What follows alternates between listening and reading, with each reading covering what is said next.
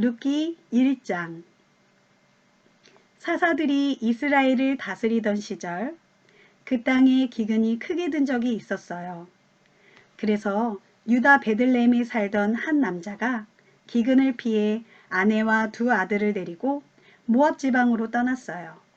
그 남자의 이름은 엘리멜렉이요, 아내는 나오미이고 두 아들은 각각 말론과 기럧이었어요. 이들은 유다 베들레헴 출신으로 에브라 집안의 사람들이었어요. 그들은 한동안 모압 지방에서 살았어요. 그러던 중 나오미의 남편인 엘리멜렉이 아내 나오미와 두 아들을 남겨둔 채 먼저 세상을 떠났어요.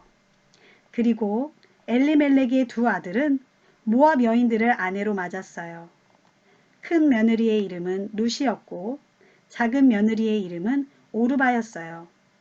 그들이 모압 땅에서 10년쯤 살았을 때 말론과 기럧도 세상을 떠났어요. 그리하여 나오미는 남편과 두 아들을 다 여의고 홀로 남게 되었어요. 그 무렵 주께서 이스라엘 백성을 돌보시어 유다 땅에 풍년이 들었다는 소문이 들려왔어요. 나오미는 두 며느리와 함께 모압을 떠나 고향으로 돌아갈 채비를 했어요. 두 며느리와 함께 유다 땅을 향해 길을 떠나던 중 나오미가 두 며느리에게 말했어요. 얘들아, 너희는 친정으로 돌아들 가거라. 너희가 죽은 내 아들들과 나한테 잘해 주었으니 주께서도 너희를 잘 보살펴 주시기를 빈다. 주께서 너희를 돌보셔서 새 남편을 만나 행복한 보금자리를 꾸미기 바란다. 그런 다음 나오미는 두 며느리에게 입을 맞추고 작별 인사를 했어요. 그러자 두 며느리는 크게 울음을 터뜨리며 말했어요. 어머니, 저희는 어머님과 함께 어머님의 동족에게로 가겠습니다. 나오미가 말했어요. 아니다, 내 딸들아, 돌아들 가거라. 어쩌자고 나하고 같이 가려고 하느냐. 내가 아들을 더 낳아서 너희 남편이라도 되게 해줄 수 있다면 모를까. 안 될 말이다. 이제 너희는 친정으로 돌아가거라. 나는 너무 늙어서 다시 결혼할 수도 없는 몸이 아니냐. 설령 나에게 아직 희망이 남아있어서 오늘 밤이라도 남편을 맞아들여 자식을 낳는다고 치자. 그렇다고 해도 그 아이들이 자랄 때까지 너희가 마냥 기다릴 수도 없지 않느냐. 그건 정말 안 될 말이다. 나야 어차피 주께 벌받은 신세라고는 하지만 너희들까지 그렇게 될 수는 없지 않느냐. 너희가 불행해지는 꼴은 내가 못 본다. 두 며느리는 다시 소리 높여 울었어요. 그런 다음 둘째 며느리인 오르바는 시어머니에게 작별 인사를 하고 돌아섰어요. 그러나 룻은 시어머니 곁을 절대 떠나려 하지 않았어요. 나오미가 다시 타일렀어요. 얘야, 내 동서는 자기 동족들과 자기 신에게로 돌아가지 않았니? 너도 어서 내 동서를 따라 돌아가거라.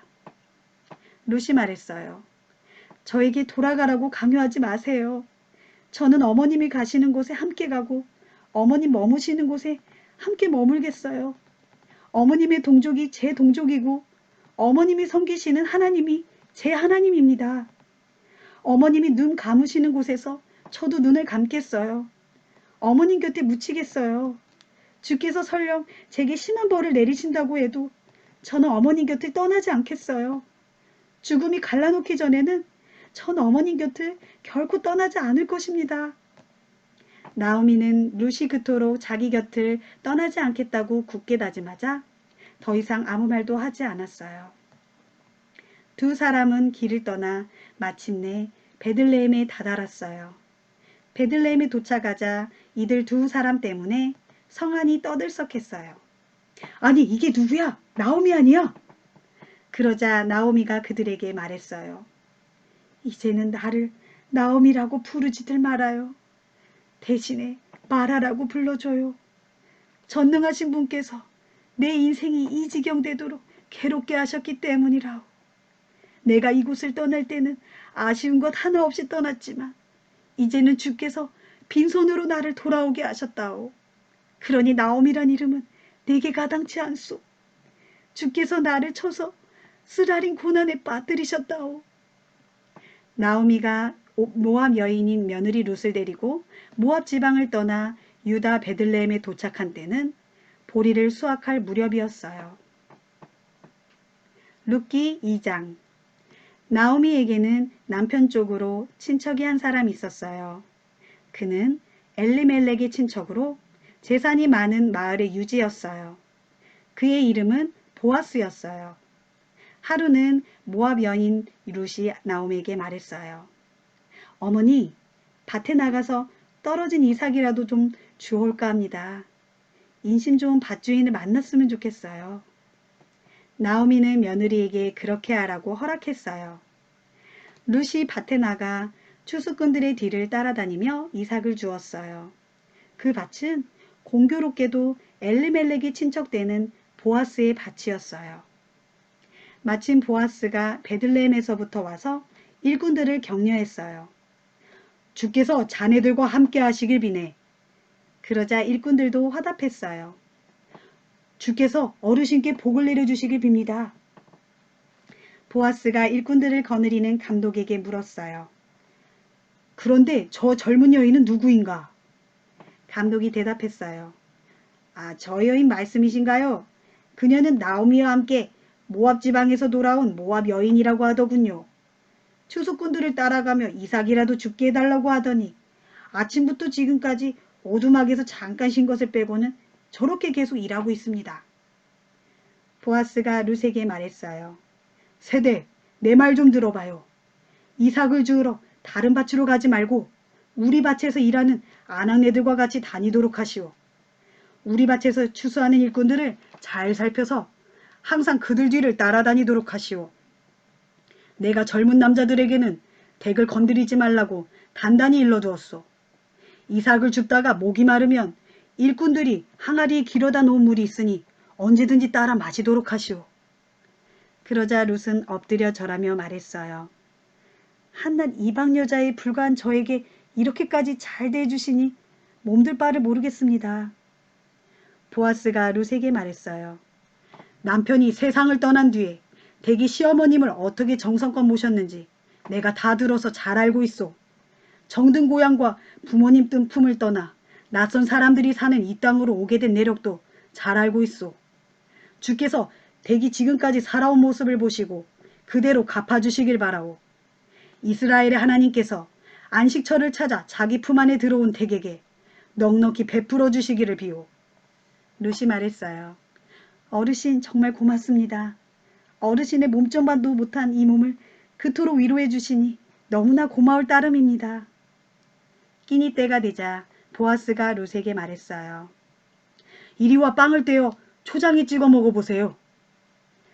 룻이 추수꾼들 곁에 앉으니 그들이 볶은 곡식을 건네주었어요. 룻이 배불리 먹고도 음식이 남았어요. 룻이 이삭을 주우려고 일어나자 보아스가 일꾼들에게 일러두었어요. 저 여인이 이삭을 줍더라도 절대 싫은 소리를 하지 말게. 오히려 조금씩 이삭을 뽑아 올려서 저 여인이 이삭을 많이 줄 수 있도록 해주게. 룻은 밭에서 저녁 때까지 이삭을 주었어요. 이삭을 떨어보니 보리가 무려 1에바나 되었어요. 룻은 그것을 가지고 마을로 돌아와 시어머니께 보여드렸어요. 배불리 먹고 남겨온 볶은 곡식도 시어머니께 드렸어요. 시어머니가 물었어요. 얘야, 오늘 어디서 이삭을 주었느냐? 어느 밭에서 일했느냐? 너에게 이토록 잘해주신 분에게 주께서 복을 내려주시기를 빈다. 룻이 어느 집 밭에서 일했는지를 시어머니께 말했어요. 오늘 제가 이삭을 주운 밭의 주인은 보아스라고 하더군요. 그러자 나오미가 며느리에게 말했어요. 주께서 그분에게 복을 내려주셨으면 좋겠다. 그분은 먼저 세상을 뜬 우리 식구들에게도 그렇게 잘해주시더니 이제는 살아있는 우리에게까지도 그토록 잘해주시는구나. 그는 우리 집안과 친척이다. 우리를 맡아서 보호해 주어야 할 분들 가운데 한 사람이야. 모압 여인 룻이 말했어요. 그분은 자기 집 추수가 다 끝날 때까지 자기 집 일꾼들과 같이 다니라고도 하시더군요. 나오미가 며느리 룻에게 말했어요. 그래 얘야, 다른 밭에는 가지 말고 그분 집안의 아낙네들과 꼭 붙어 다녀라. 다른 밭에 가면 남정네들에게 시달림을 당할지도 몰라. 룻은 보리 수확은 물론 밀 수확이 다 끝날 때까지 보아스 집안의 아낙네들을 따라다니면서 이삭을 주었고 그곳으로서 시어머니를 모시고 살았어요. 룻기 3장. 어느 날 시어머니 나오미가 룻에게 말했어요. 아가, 내가 내 남편감을 좀 찾아봐야겠구나. 너도 행복한 보금자리가 있어야지. 네가 보아스 집안의 아낙네들을 따라다니며 이삭을 주워오곤 했다만 사실 그 집 주인인 보아스는 우리 친척이 아니냐. 오늘 밤에 그분이 타작마당에서 보리를 까부르고 있을 거야. 그러니 너는 목욕을 하고 새 옷으로 몸단장을 한 다음 그분이 일하고 있는 타작마당으로 내려가거라. 그분이 저녁을 다 먹을 때까지 눈치채지 못하도록 조심하여라. 그분이 어디에서 잠을 자는지 잘 알아두었다가 그분이 잠자리에 들면 너는 그분의 발찌개로 가서 이불을 가만히 들치고 거기에 누워라. 그 다음부터는 그분이 하는 대로 맡기면 될 것이다. 룻이 시어머니에게 대답했어요. 예, 어머니. 어머니께서 이르신 대로 하겠어요. 룻은 보아스의 타작마당으로 내려가서 시어머니가 시킨 대로 했어요. 보아스는 배부르게 먹고 마신 후 기분이 좋아져서 곡식단을 쌓아놓은 낫가리 곁에 누웠어요. 룻은 가만히 보아스의 발찌개로 다가가서 이불을 들치고 누웠어요. 한밤중이 되었을 때 보아스가 들어눕는데 웬 여인이 자신의 발찌개에 누워있는 것이 아니겠어요? 보아스가 깜짝 놀라며 물었어요. 당신은 누구요? 그러자 룻이 대답했어요. 저는 어르신의 여종 룻입니다. 어르신께서는 우리 집안을 보살펴 주어야 할 분이 아니신가요? 이 몸을 어르신의 옷자락으로 덮어주세요. 보아스가 말했어요. 주께서 그대에게 복 내려주시길 비오. 어지간하면 가난하든 부유하든 젊은 남자를 따라 나설 법도 한데 그대는 그렇게 하지 않는구려. 이렇게까지 어머님을 모시려고 하다니 그대의 효성이 참으로 갸륵하구려. 두려워하지 마시오. 그대가 내게 청한 대로 내가 다 하리라. 그대가 현숙한 여인인 줄은 온 마을 사람들이 다 알고 있어. 그대가 말한 대로 내가 그대의 집안을 책임져야 할 사람인 것은 사실이오. 하지만 나보다도 그대의 집안과 더 가까운 친척이 있어. 하여튼 오늘 밤은 여기서 보내도록 하시오. 내일 아침에 그 친척에게 어떻게 할지 물어보아야겠소. 만일 그 사람이 그대의 집안을 책임지겠다고 하면 그렇게 하도록 합시다. 만일 그 사람이 책임지지 못하겠다고 하면 그때에는 내가 그대의 집안을 꼭 책임지도록 하겠소. 이것은 주께서 살아계심을 두고 내가 맹세하는 말이오. 그러니 아무 걱정 말고 오늘 밤은 여기서 눈을 붙이도록 하시오. 룻은 새벽까지 보아스의 발치개에서 눈을 붙였어요. 그런 후 아직 사람들이 서로를 알아보기 어려운 이른 새벽에 자리에서 일어났어요. 그것은 사람들이 알아채지 못하도록 행동하는 것이 좋겠다고 보아스가 당부했기 때문이었어요. 보아스가 룻에게 말했어요. 겉옷을 펼쳐보시오. 룻이 시키는 대로 하자 보아스는 돛박으로 보리를 6번 퍼서 룻에게 이워주고는 마을로 돌아갔어요.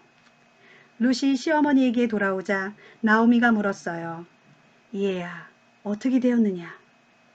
룻은 나오미에게 보아스가 자기에게 베푼 일들을 낱낱이 말해주었어요. 그러고는 이렇게 말을 맺었어요. 그분이 이렇게 보리를 6번이나 퍼주면서 시어머니에게 빈손으로 가서야 되겠느냐라고 말씀하더군요. 그러자 시어머니 나오미가 말했어요. 됐다 얘야. 이제는 일이 어떻게 되어가는지 잘 지켜보아야겠구나. 그분은 분명 오늘 안으로 이 일을 다 마무리 지을 것이다. 룻기 4장. 한편 보아스는 성문 앞 광장의 높은 데 올라가 자리를 잡고 앉아 있었어요. 때마침 그가 말했던 엘리멜렉 집안의 가장 가까운 친척이 지나가고 있었어요. 보아스가 그에게 소리쳤어요. 여보시오, 이리 좀 올라와 보시오. 그 사람이 올라와서 보아스 옆에 앉았어요. 보아스는 또 마을의 장로들 10분을 오시게 했어요. 장로 어르신들도 모두 자리를 잡고 앉았어요. 보아스는 엘리멜렉의 집안을 책임져야 할 가장 가까운 그 친척에게 말했어요. 잘 아시다시피 모압에서 돌아온 나오미가 우리 친척인 엘리멜렉의 밭을 팔겠다고 내놓았소. 여기 모인 여러분들과 우리 마을의 우더른이신 장로들 앞에서 당신에게 분명히 해두어야 할 것이 있소. 당신이 나오미 집안의 가장 가까운 친척이므로 그 집안을 책임져야 할 의무가 있으니 그 밭을 사도록 하시오. 그러나 그렇게 하지 못하겠다면 지금 이 자리에서 나에게 분명하게 말해주시오. 당신이 책임지지 못하겠다면 그 다음으로 책임져야 할 사람은 바로 나이기 때문에 하는 소리오. 그러자 가장 가까운 그 친척이 말했어요. 내가 그 집을 돌보는 책임을 다하리다. 그러자 보아스가 그 사람에게 다시 말했어요. 당신이 그 밭을 나오미에게서 사는 날 남편을 잃고 홀로 된 모압 여인 룻도 함께 책임져야 합니다. 그 여인에게 아이가 생겨야 죽은 사람의 대를 이을 수가 있지 않겠소? 그러자 가장 가까운 그 친척이 말했어요. 그래요? 그렇다면 내 재산만 중나게 생겼으니 나는 그 집안을 책임질 수 없소. 그러니 당신이 그 집안을 책임지시오. 옛적의 이스라엘에서는 사람들이 자기 권한을 떠넘기거나 또는 재산을 사고 팔 때에 그 사실을 확정지으려면 상대방에게 자기 신발 한 짝을 벗어주는 관습이 있었어요. 그 신발 한 짝은 거래가 성립되었다는 증거물이었어요. 가장 가까운 그 친척이 보아스에게 당신이 그 밭을 사시오 라고 말하면서 자기 신발 한 짝을 벗어주었어요. 보아스가 마을의 우더른들과 거기에 모인 사람들에게 말했어요. 엘리멜렉과 말론과 기론의 소유였던 모든 것을 내가 나오미에게서 사겠습니다. 오늘 이 자리에 모이신 여러분들께서 이 일의 증인이 되십니다. 또한 말론의 아내 모압 여인 룻을 나의 아내로 맞아들여서 죽은 사람의 이름이 길이 이어지도록 하겠습니다. 그의 이름이 고인의 친척들과 마을 사람들의 기억 속에서 사라지지 않게 하겠습니다. 여러분이 오늘 이 일의 증인들이십니다. 그러자 성문 광장에 모여있던 마을 사람들과 장로들이 대답했어요. 이 일에 우리가 증인이 되겠소. 주께서 그대의 집안으로 들어가는 그 여인에게 많은 자손을 주시어 이스라엘 집안을 일으켜 세운 라헬과 레아처럼 해주시기를 빕니다. 또 주께서 그대를 에브랏에서 유력한 인물이 되게 하시고 베들레헴에서 이름을 크게 떨칠 수 있도록 해주시기를 비오. 주께서 그 젊은 여인을 통하여 그대에게 자손을 낳게 해주시어 그대의 집안이 다말과 유다 사이에서 태어난 베레스의 집안처럼 되기를 비오. 이리하여 보아스는 룻을 아내로 맞아들여 그 여인과 잠자리를 가졌어요. 주께서 그 여인에게 임신을 허락해 주시니 그녀가 아들을 낳았어요. 마을의 아낙네들이 나오미에게 말했어요. 주를 찬양합니다. 그분께서 오늘 당신 집안의 대가 끊기지 않게 아들을 주셨군요. 이 아이가 이스라엘의 이름을 떨치기를 빕니다. 이 아이가 당신에게 살아갈 보람을 안겨주겠군요. 자라게 되면 늙음하게 당신을 잘 모시겠지요. 당신 며느리는 7 아들보다 낫습니다. 나오미는 그 아이를 데려와서 고이 잘 길렀어요. 이웃 아낙네들은 나오미에게 아들이 생겼어 라고 말하며 그 아이에게 오벳이라는 이름을 붙여주었어요. 그가 바로 다윗의 할아버지요 이새의 아버지예요. 유다의 아들인 베레스의 족보는 다음과 같다. 베레스는 헤스론을 낳고 헤스론은 람을 낳고 람은 암미나답을 낳고 암미나답은 나손을 낳고 나손은 살몬을 낳고 살몬은 보아스를 낳고 보아스는 오벳을 낳고 오벳은 이새를 낳고 이새는 다윗을 낳았다.